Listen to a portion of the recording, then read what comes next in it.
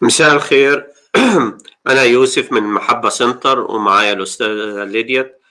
حلقة جديدة النهاردة، حلقة مهمة جدا عن التأمينات بالذات بالنسبة لكبار السن. آم، لو حد سامع الحلقة دي ويعرف حد كبير السن محتاج تأمين أو أي حاجة بلغه يجي يلحق الحلقة وكلنا هنستفيد إن شاء الله. قبل كده هقول التعليمات أو الحاجات اللي عندنا. ال ACT هيفتح يوم 13/6.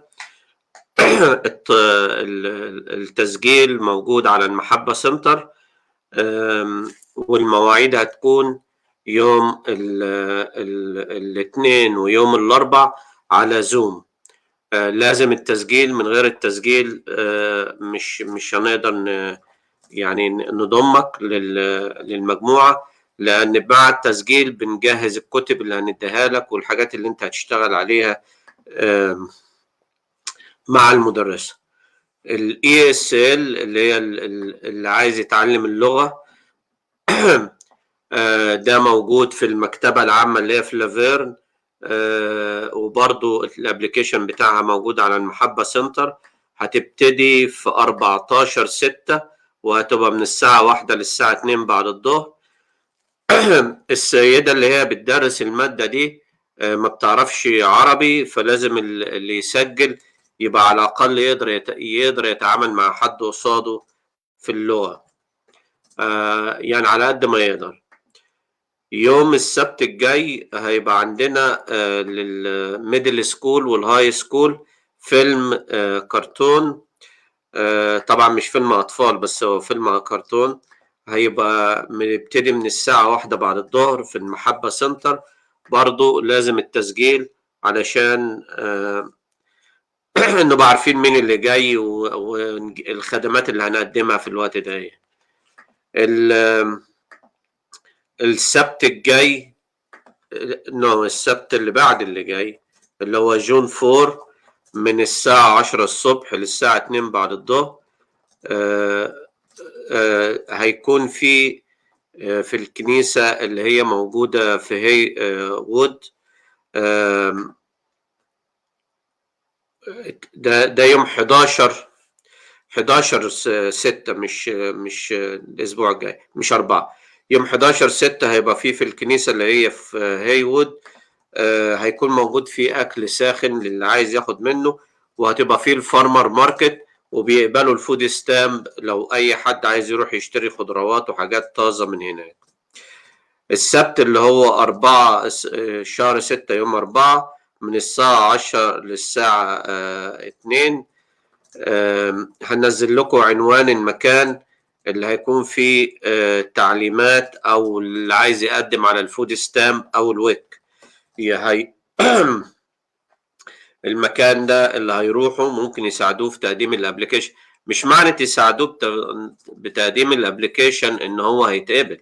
لو انت برضو امكانياتك المادية عالية كده كده مش هتتقبل، بس هو فرصة ان هم يعني يكتبوا الابليكيشن بطريقة احسن من اللي احنا بنعملها. يعني يوم 18/6 هيبقى برضو الدايبر، وده لابد من التسجيل.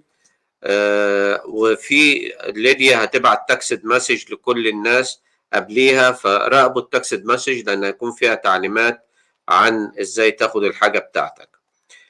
يوم 29 مايو اللي هو الاسبوع الجاي الحلقة هتكون مع الاستاذ اشرف وليديا.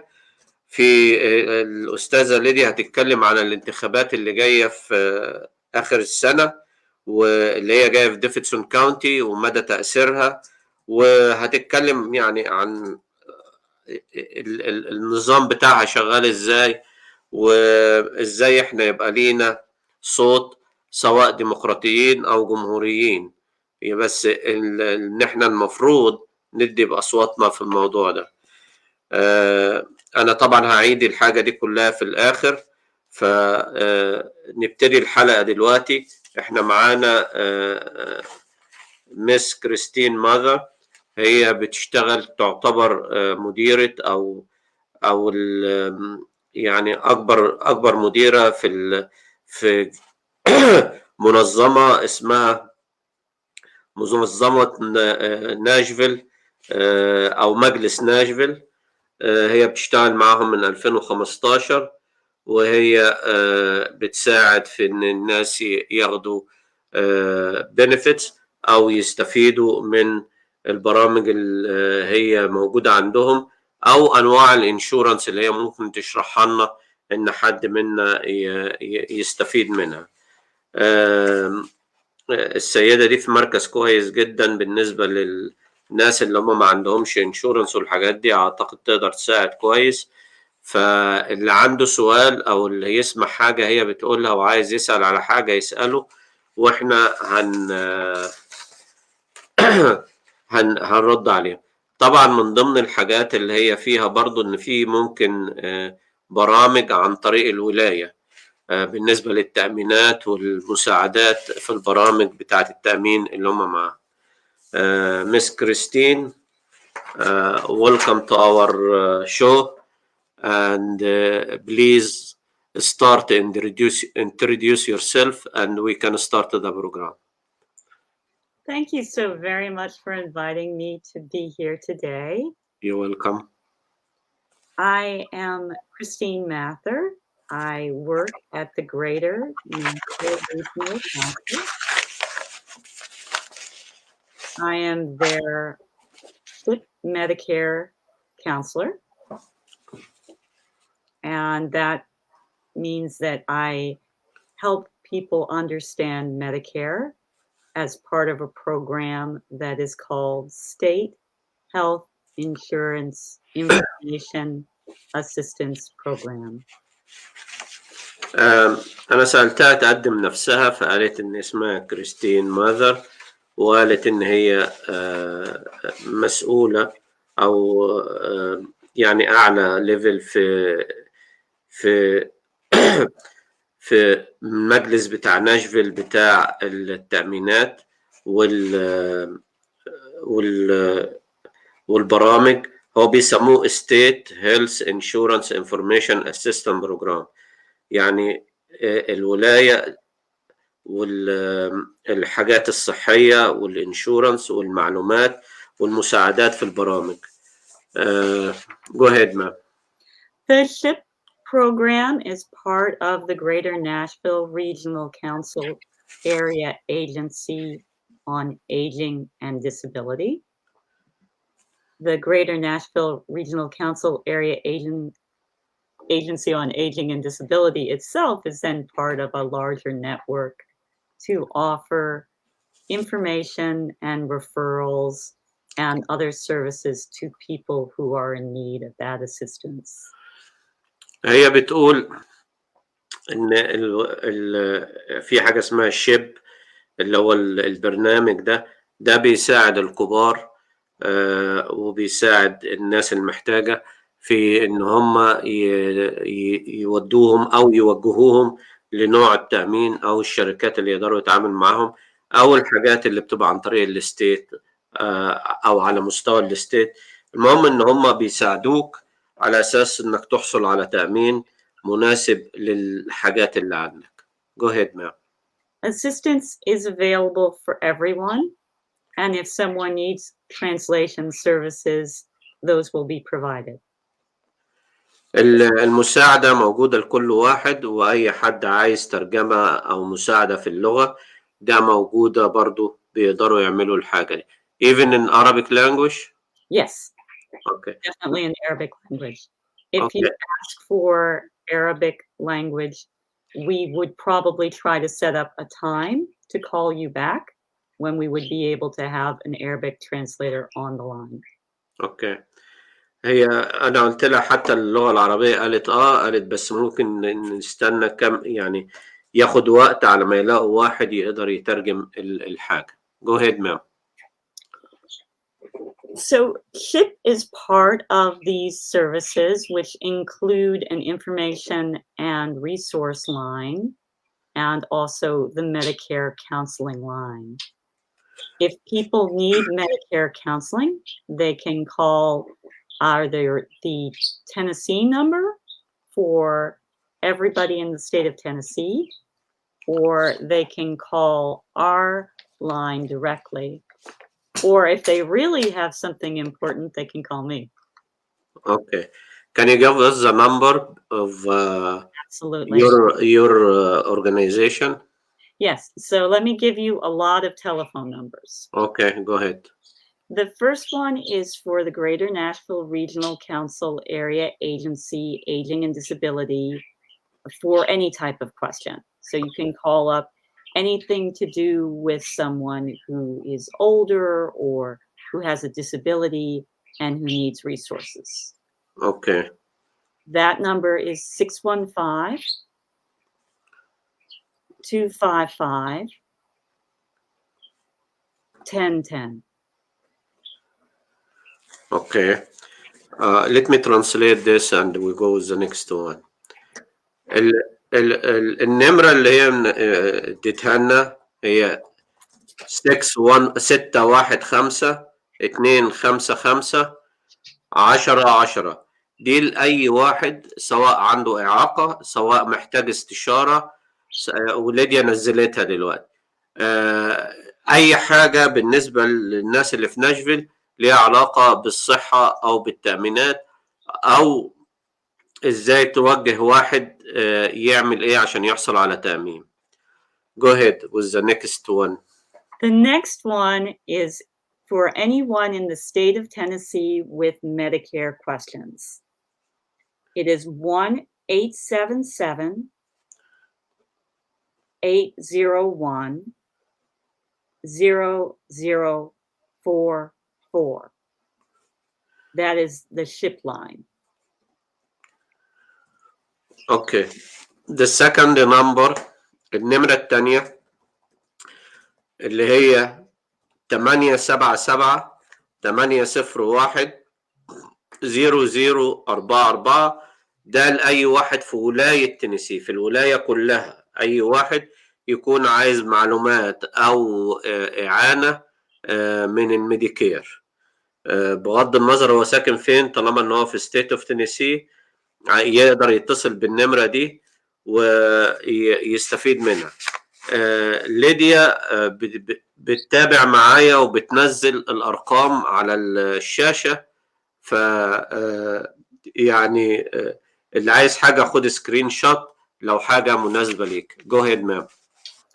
The third number is for people who are in the Greater Nashville Regional Council area. The Greater Nashville Regional Council is 13 counties, Davidson County and the surrounding counties. And so if you are in this area and you have a Medicare question, you can call us directly and leave a message for us. And in that message, if you do need translation, you can mention that. Okay.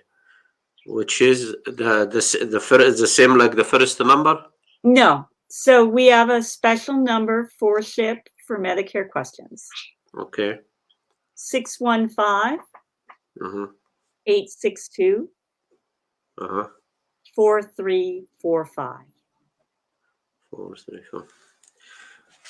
النمرة الثالثة اللي هي بيسموها جريتر ناشفيل هي ما بين ديفيدسون كاونتي والحوالي 13 كاونتي او 13 اريا حوالين ناشفيل او ديفيدسون كاونتي. النمرة ليها 615 862 4345، ودي برضو لأي حد محتاج إعانة أو أي حاجة ليها علاقة بالميديكير. And that includes Rutherford County? Yes. It's what is it? Montgomery, Sumner, Williamson, of course, Davidson, what else? Rutherford, Houston, Wilson. Gosh, there are 13 of them, and I'm still trying to memorize all 13. Let me help you. Rutherford, yes? I think so, yeah. Rutherford. Okay. Wilson. Wilson, that's right, yeah. Williamson. She said it. Bedford. Bedford. Not Bedford. Okay. Cheatham. Cheatham, yes. Okay. Okay. Well, actually, so if somebody call you, he will tell you where he live, and you can tell him he's qualified to talk to you guys or not. Yeah, so if someone called, say if somebody from Bedford County called me Uh-huh. and they needed help, I wouldn't say, oh, we can't help you. I would say, oh, well, if you have a simple question, let me answer that, but let me also give you the information to reach your local ship. اوكي. So السؤال كان هي لما قالت المنطقة بتاعت ديفيدسون والمنطقة اللي حواليها، هي في الأول قالت حوالي 13 اريا، وبعدين هي السؤال كان لو حد من بره الاريا دي يعمل ايه، او حد غلط واتصل بيه. هي قالت لو حد مش عارف او من بره المكان ده بس مش عارف حاجة، او عايز يعرف المكان بتاعه ايه، ممكن يتصل بيهم برضو. لو حاجة عادية هيوجهوه، لكن لو حاجة محتاجة ان يروح لللوكال اللي هو المنطقة المحلية بتاعته، دي هيقولوا له على النمرة او يعرفوه يتصل بمين علشان يعمل كونتاكت مع اللي هو في المحليات اللي هو في المنطقة اللي هو فيها. Okay, go ahead, ma'am. Also, that 877 number, 801-0044, anyone in Tennessee, if they call that number, they'll be able to speak with someone, and that person will make sure that they get to the right ship. Okay. هي قالت طبعا ان في نقطة مهمة. هو احسن نمرة موجودة اللي هي 877 801 0044، واحنا قلناها قبل كده. النمرة دي على مستوى ولاية تينيسي، فلو انت في اي حتة في ولاية تينيسي اتصل بيهم، اطلب منهم المساعدة بالنسبة للميديكير او لاي ناحية ليها علاقة بالتأمينات او النواحي الطبية، وهم ممكن يوجهوك، يقول لك اتصل بالمنظمة دي أو بالمكان ده أو بشركة التأمين دي، ويعني يقربوا لك المسافات. Go ahead, ma'am. And again, they can ask for a translator when they call in. وبرضو النمرة دي ممكن لما تتصل تسأل يجيبوا لك حد مترجم علشان يقدروا يفهموك كويس وانت تقدر تفهم المعلومة كويس. Okay, go ahead. Let me tell you a little bit about SHIP itself. Okay. SHIP is all over the United States. Every state and territory has a local ship. Okay. هي بتبتدي تشرح لنا المنظمات دي، فبتقول المنظمة دي دايما أو موجودة في كل ولاية في أمريكا. Go ahead. The point is to make sure that if you have questions about Medicare, you have someone to answer them who is not answering because they're going to get money from you. They are answering because they want you to have the best information. SHIP offers free, fair, and unbiased counseling paid for by the government agency, the Administration for Community Living. اوكي. هي بتقول ان اللي هي المنظمة بتاعت شيب دي بتتواصل مع اي حد. الفرق بينها وبين ناس كتير ان هم ما عندهمش، هم مش هيعملوا لك تشارج على حاجة او مش هيحاسبوك على حاجة، هم هيساعدوك تمشي في الطريق الصح او الحاجة المناسبة ليك. المرتبات بتاعتهم او المنظمة دي فلوسها بتيجي من الحكومة، فهم يعني هم مهمتهم ان هم يساعدوك، مش يعني زي التأمينات والحاجات دي بيعملوا حاجة لمصلحتهم في نفس الوقت يعني. Go ahead, ma'am. In addition to SHIP staff members, the main heart of the SHIP program, or I should just say the heart of the SHIP program, are SHIP volunteers, members of the community who volunteer their time and energy to get trained in understanding Medicare and then help others understand Medicare. هي بتقول أهم حاجة في المنظمة دي الناس اللي هم متطوعين، لأن هم دول بياخدوهم وبيدربوهم وبيبقى زي جروب جاي جديد يساعد الناس اللي هي محتاجة في التأمينات أو معرفة هم يعملوا إيه نظرا للحالة الصحية اللي هم فيها. Go ahead now. If anyone feels inspired to become a SHIP counselor, please do let me know. لو في أي واحد يعني يحب يخدم في حاجة زي كده ويساعد ممكن يتصل بيهم يعني. Go ahead now. SHIP also does presentations like this one, or a little bit more formal sometimes with a PowerPoint at senior centers. We go out to county fairs. We try to let people know we exist so that they can get the information that they need. اوكي. هي بتقول ان هم يعني ممكن بيروحوا زي الكاونتي فير. الكاونتي فير اللي هي زي حاجة زي بتحصل في كل حي اكشلي، اللي هي بتبقى العاب وحاجات زي كده مرة او مرتين في السنة. وطبعا هي بتتكلم على الفارمر ماركت والكلام ده كله، ان هم بيروحوا عشان يعلنوا عن الخدمات اللي هم بيقولوها. وفي الحالة دي يعني بيحاولوا يقدموا ايه الخدمات اللي بيقدموها. I need to go back and ask you a question. You said anyone can volunteer and work with you guys, right? Yes, almost anyone. We cannot take insurance agents. So if okay. you have them try. No, well, one of my question is, if somebody want to volunteer for translation, this will be accepted. So not for the like from Medicare question, but to help with the translation. Is this will be accepted? So that's a very good question. I would have to ask about whether we have any rules about that. What we ordinarily do when somebody wants to volunteer, as if you want to be a SHIP volunteer, you have to train in SHIP. So then that person, if somebody wanted, for instance, to work with people who speak Arabic, but they themselves spoke both Arabic and English, then that would be pretty simple. We could have, they would go through the training and then they would be able to be just like any other SHIP volunteer, but they would be able to speak in Arabic. My fellow counselor speaks Spanish as well as English.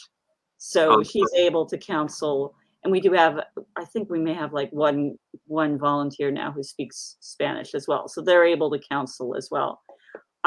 If it was someone who just wanted to be a translator, then I would have to find out what would happen with that, but they would still be expected to go through the SHIP training. Of course, to understand the operation and all that.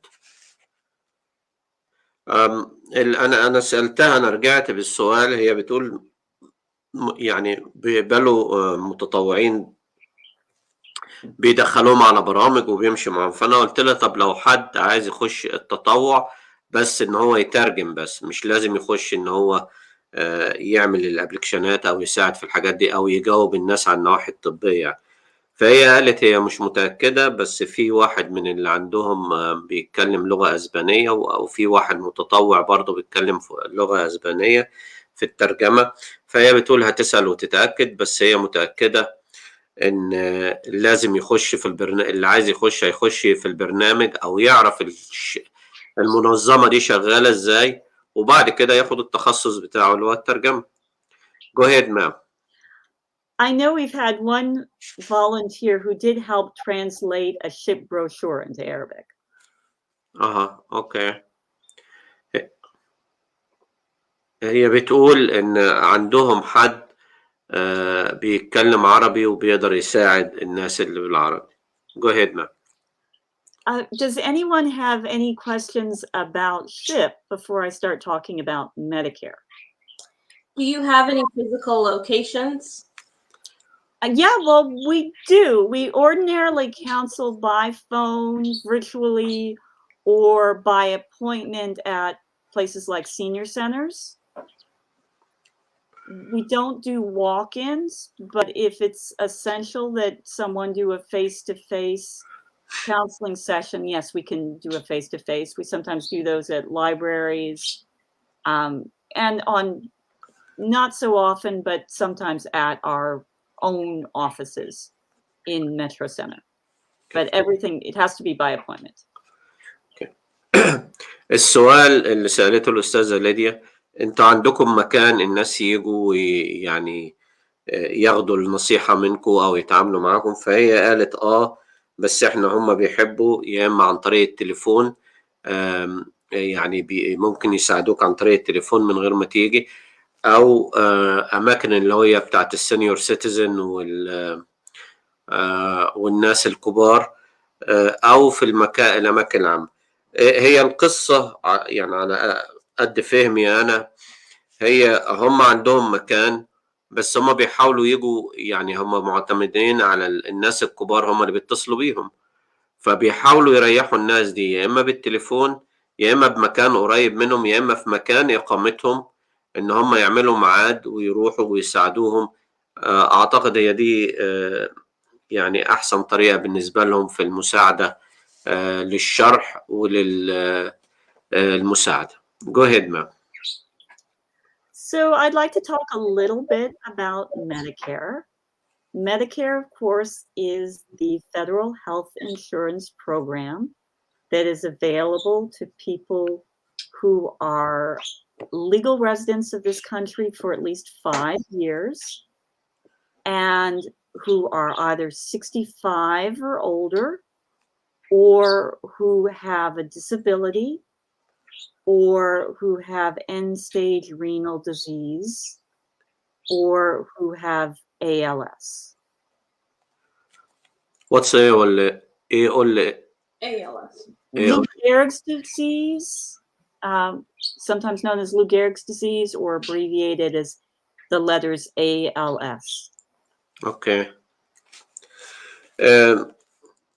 هي بتقول عايزة تشرح الشركة بتاعتها، فهي بتقول ان التأمين ده او الميديكير موجود لأي واحد معاه جرين كارد بس يكون عدى ال5 سنين، او اي واحد عاجز، او في برنامج لحاجة اسمها ALS ده لو واحد برضو ينفع ليه يقدر ياخده يعني. Can a person over 60 with green card less than 5 years being accepted? I don't think so. Okay. So if anyone has any questions and isn't sure whether or not they would be accepted, their first call would be the same as anyone who wanted to enroll in Medicare, and that would be to Social Security. Okay. هي بتقول لو واحد مش عارف ايه الموضوع وهل هو ليه الحق ان ياخد الحاجة دي او لا، قالت احسن حاجة ان هو يتصل بالسوشيال سيكيورتي ويسألهم هم يعني يقولوا له اذا كان ليه الحقوق ولا لا. Go ahead, ma'am. So if you are about to turn 65, or if you have been receiving Social Security disability insurance for 2 years, or if you have been diagnosed with end-stage renal disease or ALS, then you would call Social Security to start enrolling in Medicare. اوكي، لو انت عندك 56 سنة او عندك سنتين من disability او عندك ال ALS، تقدر تكلم السوشيال سيكيورتي وهم هيوجهوك ويساعدوك انك تاخد الخدمات المتاحة ليك. Go ahead now. Once you have Medicare, it doesn't cover everything. Medicare has several different parts to it. Original Medicare has Part A and Part B.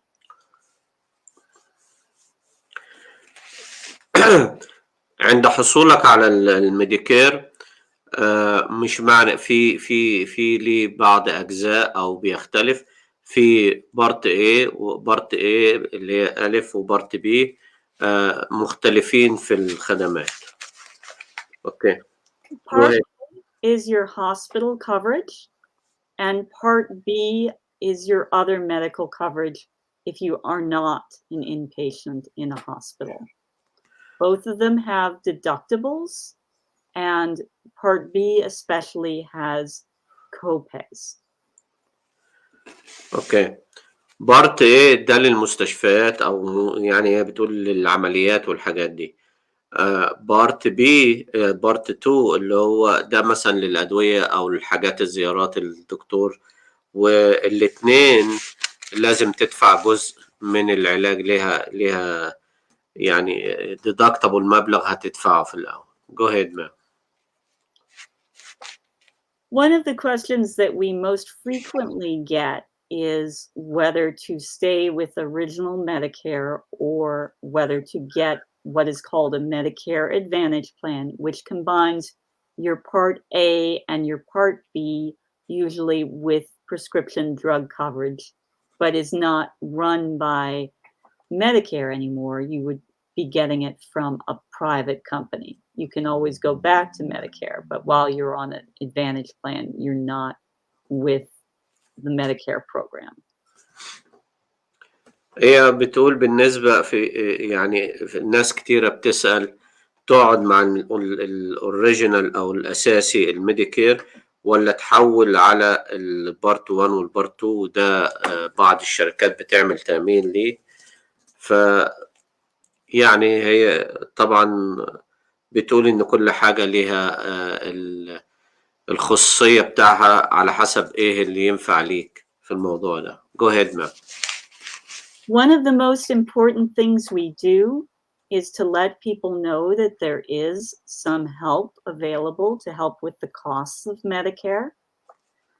The program called Low Income Subsidy or Extra Help is a program run through the federal government. And again, you can contact Social Security and they can help you apply for that program, or you can contact us and we can submit an application for you to Social Security. This program helps with the costs of your prescription drugs and your Part D plan to help with those costs. اوكي. في حاجة مهمة هي عايزة تشرحها لنا أو تقول لنا عليها، إن الناس اللي هو مش قادر يدفع تمن الدواء أو حاجة زي كده أو دخله قليل، ده ممكن يتصل بالسوشيال سيكيورتي وهم يحاولوا يساعدوه إن هم يقللوا له المبلغ أو يشيلوه له، أو بالمنظمة اللي هي شيب اللي هي اللي مدام كريستين فيها، ويقدروا يساعدوك. وفي حاجة اسمها بارت دي اللي هي يعني دي المساعدة إن هو يشيل لك جزء أو كل المبلغ اللي هو اللي عليك. يعني خلينا أشرحها. لو أنت عندك أي نوع من أنواع التأمينات ونتيجة التأمينات لو عندك عملية وفي عليك فلوس كتير ومش هتقدر تدفعها، تقدر تروح وتشيل الفلوس دي عن طريق الجهات التانية دي. Go ahead, ma'am. The other program that can help with costs is called the Medicare Savings Program. And this program is run by TennCare, which for Tennessee is the Medicaid program for Tennessee. The Medicare Savings Program, depending on how much income you have, and depending on your assets, just like the LIS program. I should have mentioned that. Both these programs look at how much money you make and how much money you have, and that's how they determine if you're going to get help. And we can also help people apply for the Medicare Savings Program, which can help with the cost of the Part B premium, and in some cases can help with other costs as well. اوكي. في برامج اخرى، في برامج تانية موجودة، فيها برنامج اسمه ميديكير سيفنج او انك تحوش. السيفنج يعني بيوفر او يحوش. وده البرنامج ده بتقدم عليه، بيشوفوا الدخل بتاعك والاملاك بتاعتك. واكشلي هي قالت ALS برضو بيرجعوا للاملاك بتاعتك والدخل علشان يعملوا لك الابليكيشن. ده بيساعد في حاجه اسمها بارت 2، الجزء نمبر بي. ف القصه يعني انت لو عندك اي نوع من التأمين ولا زال التأمين مش مكفيك، في حاجات تانية ممكن تساعدك. بس طبعا لازم بيكون في ابلكيشنات بتتملي وفيها الفاينانس بتاعك وكل دخلك والاملاك علشان يقدروا يساعدوك. على فكرة الحاجات دي كمان ممكن يساعدوك بال انك ما تدفعش حاجة او تدفع جزء تاني. Go ahead, ma'am. If you already have Medicare, the most important time of year for you is the annual enrollment period, which happens every year from October 15th through December 7th. That is a time when you can make changes in your Medicare. And if you have questions about that, then you can call us. It is our busiest time of year. هي بتقول ان الميديكير ده المشكلة ان المهم انك تقدم عليه، والتقديم بتاعه بيجي في اكتوبر. اعتقد هي 15 اكتوبر 15 من 15 اكتوبر لحد بينتهي في 7 ديسمبر. لو حد عنده اي سؤال او اي حاجة هم برضو ممكن يساعدوه في الوقت ده. Go ahead, ma'am. So that's a very brief outline of what we do. Before I talk about avoiding Medicare scams, are there any questions about what I've been discussing? Someone asked if they are still working, are they still eligible for Medicare?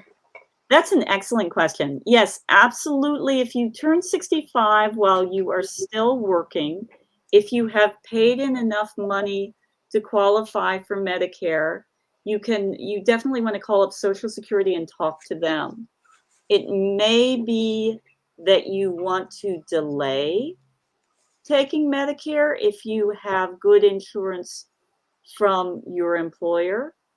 But if you don't, you would want to make sure to enroll in Medicare to avoid a penalty. السؤال كان لو واحد بيشتغل ممكن وعنده دخل ممكن يقدم. هي قالت ممكن يروح للسوشيال سيكيورتي لو هو فوق 60 ويكلمهم.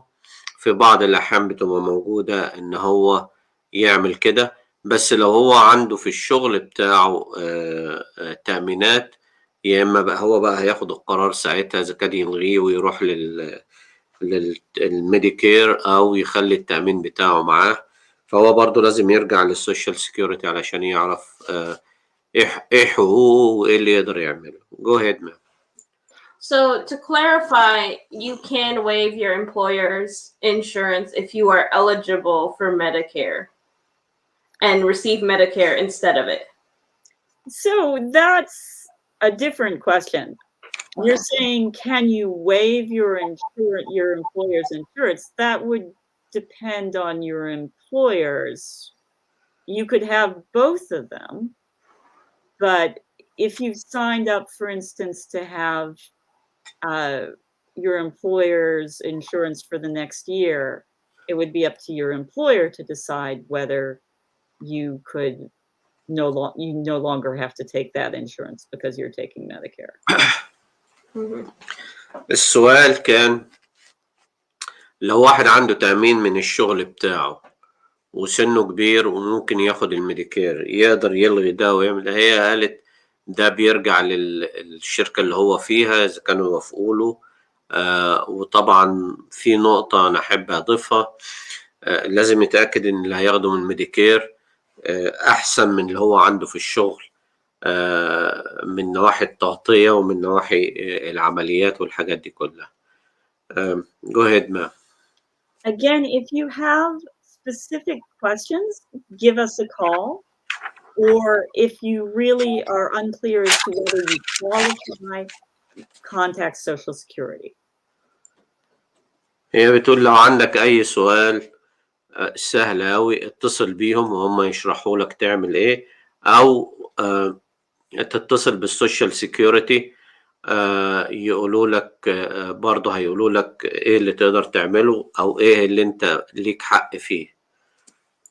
And we have one other question. I believe you answered this, but my mom has a green card since 2012 and she's 72 years old. What are her benefits, especially if she didn't work before and she didn't file her taxes before? I would definitely recommend contacting Social Security in that case.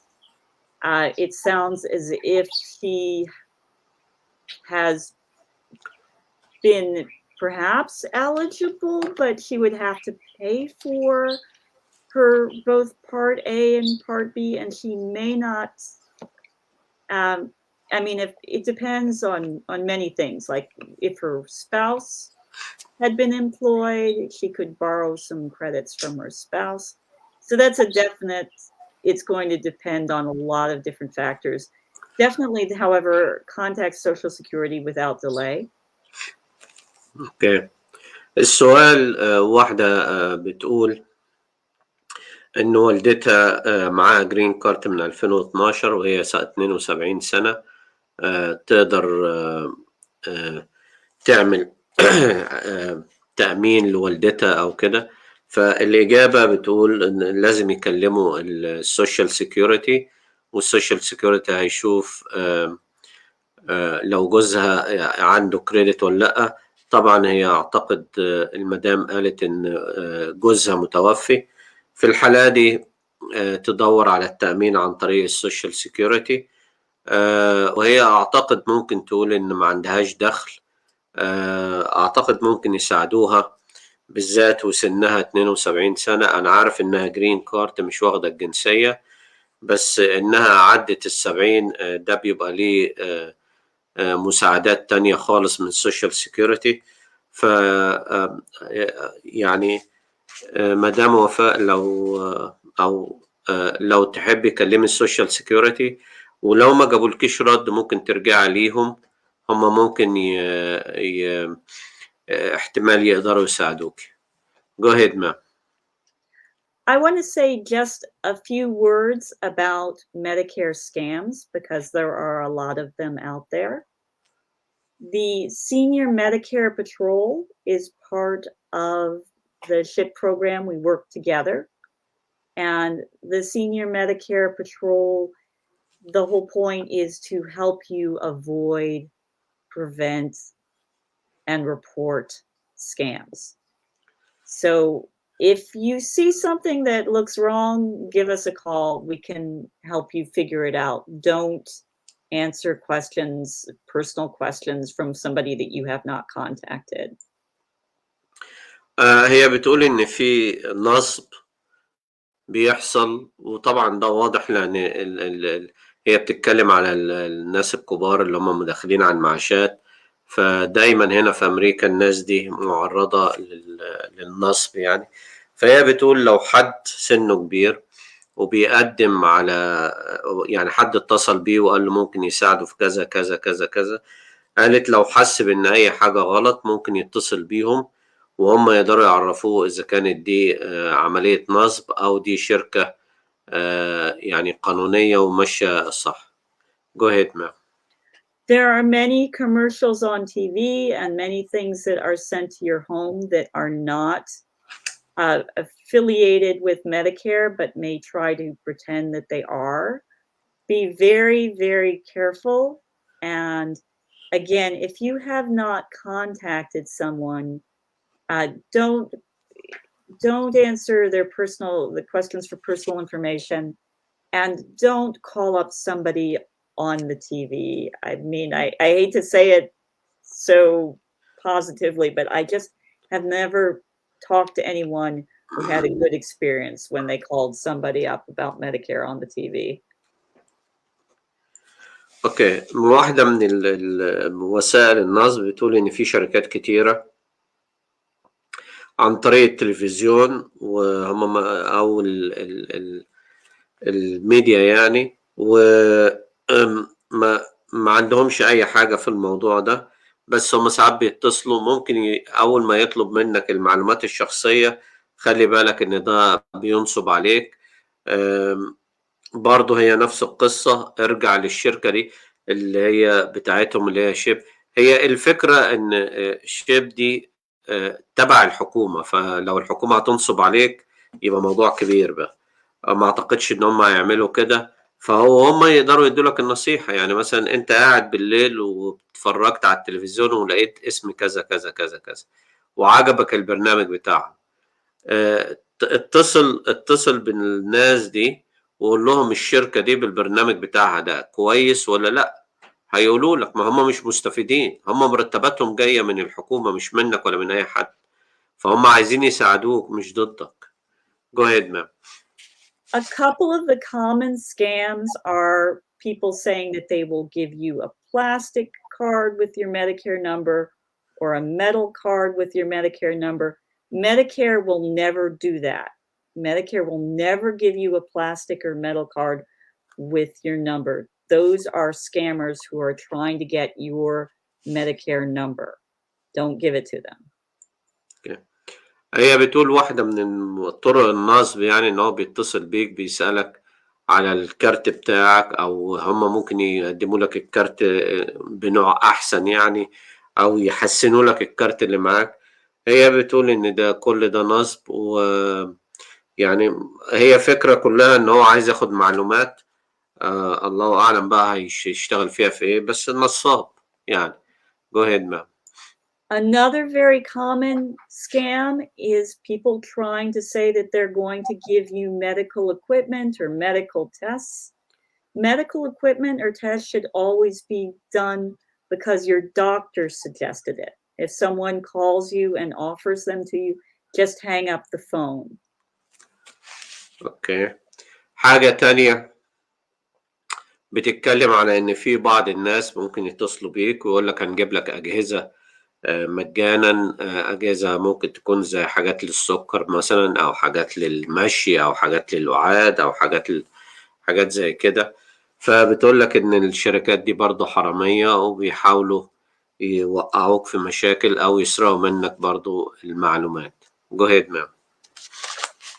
Well, thank you so much for listening to me. That's the basics of what I wanted to talk about today. I'm happy to answer any questions. Thank you very much for your time. I don't have any questions. Do you?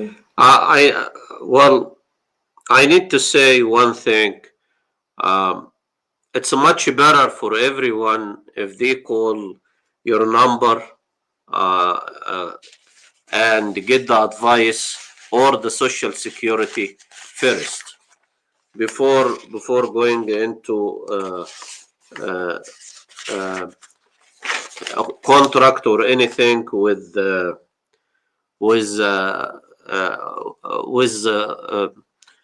not unknown company or some scam company and all that. And just to let everyone know, one of the number he gave it to me start with 862, and this is 862 is everything with Nashville government. It's anything start with 862 in Tennessee, it has to do with Davidson County, either police or fire or anything. So you trust this number to anyone. Isn't that correct? Well, you know what? You taught me something. I did not know that. That's one of most of our numbers at the Greater Nashville Regional Council do start with 862, but I did not know that that was an official No, all the Davidson County, anything has to do with the government of Davidson County, either revenue or this start with 862. So Well, that's great to know. Thank you. you're welcome. At the end, we would like to thank you, Miss Christine. We learn a lot, and I'm sure in next couple days, many people will ask us about more question or how they get some answer. Hopefully, we'll give them your number and the social security number. And if a few people benefits from this program, that is plenty. I do thank you. And do you have anything else to add? Thank you. And I'm going to repeat what I said in the morning and before the program. And also, I'm going to talk about what you said in just conclusion. Okay. النهارده احنا كنا مع مس كريستين. هي كانت مديانا معلومات عن الميديكير، وهي ادتنا في الاول نمر كتيره ان احنا نتكلم عن يعني النمر دي تساعد اي واحد بالذات الناس الكبار في ان هو يعرف حقوقه. ومن السهل انك تكلم الناس دي، المنظمات دي، لان هم دول تبع الحكومه. وزي ما انتم سمعتوا ان واحده من النمر جايه من عن طريق المدينه، المجلس الحي يعني، او مجلس المدينه. فالبرنامج الاولاني او الطريقه الاولى انك تتصل ب615-255-1010. في برنامج عام لاي حد ممكن يتصل بيه ياخد منه معلومات، 877-801-0044. في نمرة تانية في ناشفيل والأماكن الكاونتي اللي حوالين ناشفيل، 615-862-4345. البرنامج اللي هو اسمه شيب ده برنامج معمول لأي حد يقدر ياخده على أساس السن بتاعه، أو في حاجات معينة. يعني ممكن يكون عنده عجز، ممكن يكون عنده ALS، ممكن يكون عنده لو هو سنه كبير بس عدى عليه 5 سنين بالجرين كارد وعنده العجز أو الحاجات دي كلها. حاول تعرف حقوقك. تعرف حقوقك ازاي؟ من النمر اللي احنا اديناها لك. النمرة بالذات اللي هي 615-255-1010 دي ممكن يتكلموا لك، ممكن يجيبوا لك حد يكلمك بالعربي، يعني ممكن يجيب لك واحد يشرح لك الموضوع اللي انت عايزه. فبالنسبة للناس اللي عندهم كمان مثلا في برنامج تاني معمول للناس اللي هم ما عندهمش، مش عارفين يدفعوا الأدوية، أو الأدوية بتاعتهم غالية، أو عندهم مشاكل في الفواتير. أفضل الاتصال برضو بيهم، لأن هم ممكن بيساعدوا في حاجة اسمها اللي عنده لو انكم ممكن يتساعد، بس بيشوفوا الأملاك بتاعته إيه وبيشوفوا دخله إيه. اللي عنده في برنامج اسمه ميديكير سيفنج، ده تقدر برضو تخش ليه في تبع بارت بي، وبرضو ده بيعتمد على الدخل والأملاك. يعني لو انت حتى لو انت دخلك عالي ومطلوب منك مثلا في دواء $500، ولا انا فاكر في مرة واحد كان بياخد دواء نوع من انواع الدواء $700. لو ده اكتر من مستواك الاجتماعي او من اللي تقدر عليه، كلم الناس دي وممكن يجيبوا لك تخفيض. الابلكيشن بتاع الميديكير ده عشان تقدم فيه عليه بيبقى من 15 اكتوبر ل7 ديسمبر. السلاح بتاعك حاجتين: تتصل بالسوشيال سيكيورتي او تتصل بالناس دول. حد بتتفرج بالليل على التلفزيون شفت اعلان او حد اتصل بيك قال لك ان هو ممكن يساعدك او اي حاجة من الحاجات دي، لو انت اول حاجة ما تديهمش المعلومات الخاصة بيك. هقولها لك لسبب بسيط: هو بيتصل بيك بيقول لك اقدر اساعدك بكذا وكذا وكذا وكذا. قبل ما تديله المعلومات قول له ابعت لي الابلكيشن اللي انا اقدر اعمله. فانت في الحاله دي مش مطلوب منك انك تديله المعلومات، هيقول لك اسمك ايه والتليفون ايه او والايميل بتاعك ايه، اديله اسمك مثلا، اديله اسمك ملخبط يعني. لا يعني لو انت اسمك يوسف، انا اسمي يوسف عدلي يوسف، ممكن اقول له يوسف عدلي وهو ما يعرفش دي، واديله الايميل، فهو انت خسرت الايميل بس. لو هو صح هيجي لك الحاجه واملاها. لكن في النهايه هم ممكن يقبلوا منك مكالمه ويقول لك ان الشركه دي حراميه او نصابين او لا. على فكره الشركات دي كتيره وبينزلوا اعلانات كتيره قوي في التلفزيون والحاجات دي كلها. في آخر اليوم أرجو أن يكون يعني الصورة وضحت، وإن أي واحد عنده أي سؤال يرجع يتصل بيهم وهم هيساعدوه. بالنسبة للتعليمات ال ACT هيتفتح في 13/6. الحجز طبعا الابليكيشن على المحبة سنتر هيبقى يوم الاثنين ليوم الجمعة وعلى زوم. اللي عايز يقدم على الاي سي تي الويندو بتاعها قليل، فحاولوا تحجزوا علشان العدد محدود. الاي اس ال هيبتدي برضو من 14/6، هيبقى من الساعة 1 للساعة 2 في المكتبة العامة بتاعت لافيرن. الطلب بتاعها على المحبة سنتر. المدرسة بتاعتها ما بتتكلمش عربي، هي بتتكلم انجليزي، فاللي عايز يقدم يا اما يكون صبور يا اما يكون عنده شوية انجليزي يقدر يتعامل معاها. انا انصح ان اغلبكم تقدموا، علشان يعني هي انا عارف ان هي في النهايه هتتعلم عربي منكم اكتر ما انتوا هتتعلموا انجليزي، بس هي الفكره كلها يعني انا استفدت من اللغه الانجليزيه لما كنت ما مش يعني كنت في مكان ما فيهوش اجانب خالص اساسا مده بسيطه، فده بيخليك تتجه انك تذاكر تحفظ وتتعامل باللغه يعني. السبت الجاي في المحبة سنتر هيكون في فيلم معمول للهاي سكول والميدل سكول، هو كرتون بس يعني مش كرتون أطفال يعني.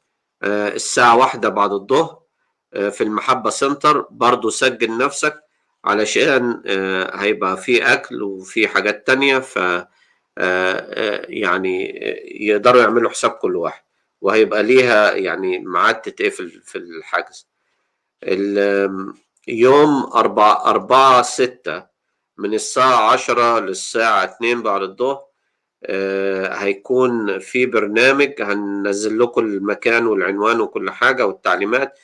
في برنامج للي هو عايز يقدم على الفود ستامب أو الويك، هيبقى من الساعة 10 للساعة 2. واللي عايز يقدم على الحاجات دي، اللي عايز يقدم وهو رايح يجيب معاه الورق كله، اللي هو الورق اللي هو الدخل، آخر دخل اللي هي الشهرين، وجميع الفواتير بتاعة البيت والحساب البنك. يوم 11/6 في الكنيسة بتاعة هايوود هيبقى في أكل سخن موجود، أي حد عايز ياخد منه. وفي الفارمر ماركت هتكون وهياخدوا يقبلوا فود ستام، فلو انت عايز تشتري خضار او فاكهة بالفود ستام تقدر تروح هناك، فاكهة او خضار فريش. يوم 18/6 يوم الدايبر، لابد من التسجيل، وقبليها بكام يوم ليديا هتبعت لكم تكست مسج بالتعليمات عشان تاخد الدايبر بتاعك. يوم 29 مايو اللي هو الاسبوع الجاي، الحلقة الجاية هتكون مع الأستاذ أشرف والأستاذة ليديا. الأستاذة ليديا هتتكلم عن الانتخابات اللي جاية في ديفيدسون كاونتي.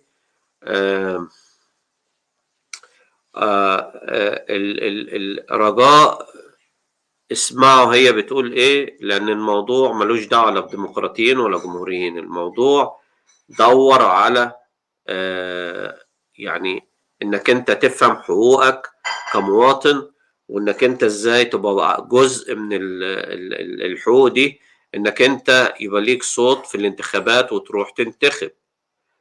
الانتخابات مهمة، انت مش هتنتخب ما تزعلش، ما تزعلش يعني مش عايز، انا ما بقولش لحد يخش السياسة وي انا بقول ان في حقوق اجتماعية كلنا مطلوب ان احنا نتعامل معاها. الحقوق الاجتماعية دي جزء منها الانتخابات. لما تيجي الانتخابات روح ادي صوتك. انت مين انا ما اعرفش، وهتعمل ايه انا ما اعرفش وما يهمنيش، بس كل اللي يهمني تدي صوتك. مفيش داعي لنوم العسل اللي احنا فيه. لو انت هتدي صوتك انت هتسيب. عادة الانتخابات بتبقى من بدري جدا لحوالي الساعة 7 8 بالليل، حتى يعني سيب الساعة الاوفر تايم وروح ادي اسمك. لو مجموعتنا المصريين قدموا يعني اصوات كتيرة، احنا ممكن نعمل لجنة للعرب او للمصريين، ممكن في يعني يبقى كلها يعني انت تبقى فاهم انت داخل بتعمل ايه وكده. فخلينا ناخد المواضيع دي بطريقة صح. في حاجة بس أخيرة أنا نوهت عليها قبل كده وهنوه عليها تاني. الخناقات اللي بتحصل بين الأزواج لو سمحتوا ما تدخلوش الأولاد فيها. لا، اتخانقوا واضربوا بعض زي ما انتوا عايزين، ما تدخلوش العيال فيها. مش كل يوم والتاني حد واخد العيال ونازل مصر وبعدين يسيب العيال في مصر، او واحد هنا ويتخانق انا عايز العيال، انا اخد الفود ستام، انا كل ده كلام مش صح.